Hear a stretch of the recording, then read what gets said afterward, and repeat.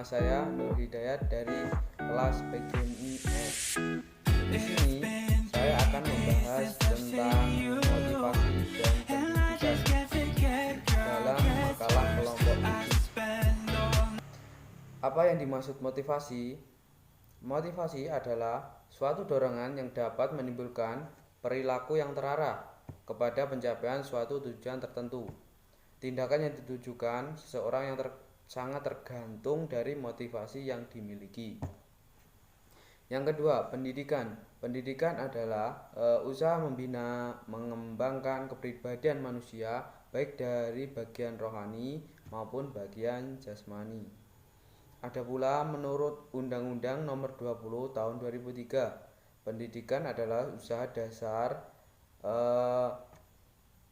dasar yang terencana untuk mewujudkan suasana belajar dan proses pembelajaran agar peserta didik aktif mengembangkan potensi dirinya untuk memiliki kekuatan spiritual keagamaan, pengendalian diri, kepribadian, kecerdasan, akhlak mulia, serta keterampilan yang diperlukan dirinya masyarakat dan negara.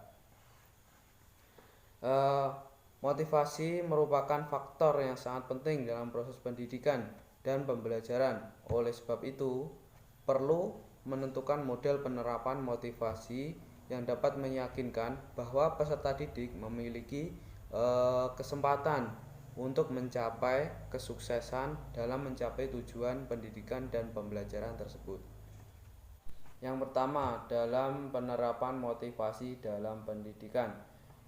Sebelum proses pendidikan, perlu mengajukan beberapa pertanyaan yang bertujuan untuk mengetahui motivasi siswa terhadap proses pendidikan yang akan dijalani.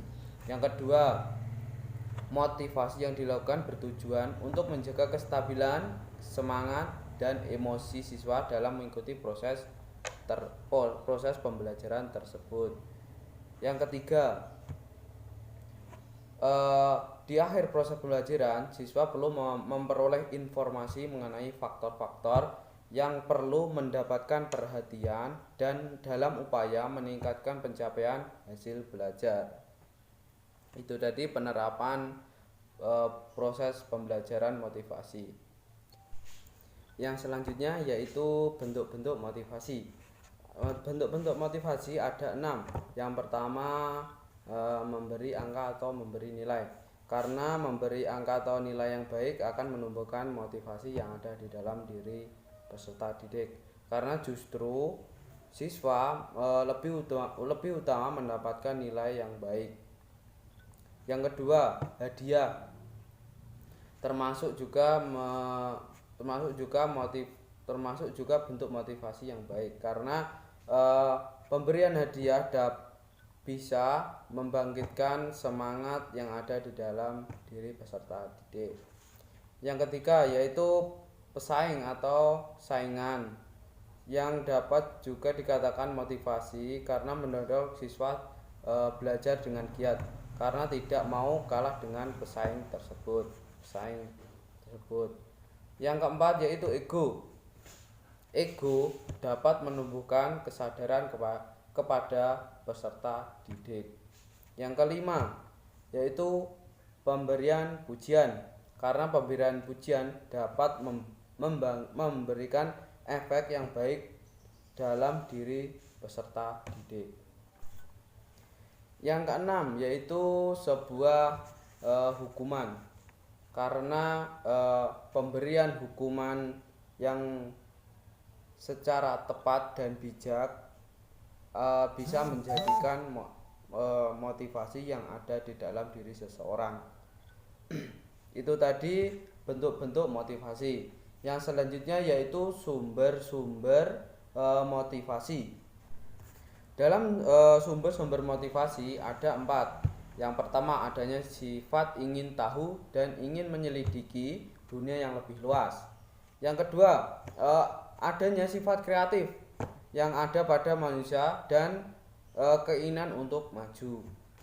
Yang ketiga, adanya keinginan untuk mendapatkan simpati dari orang tua, guru, maupun dari teman-temannya.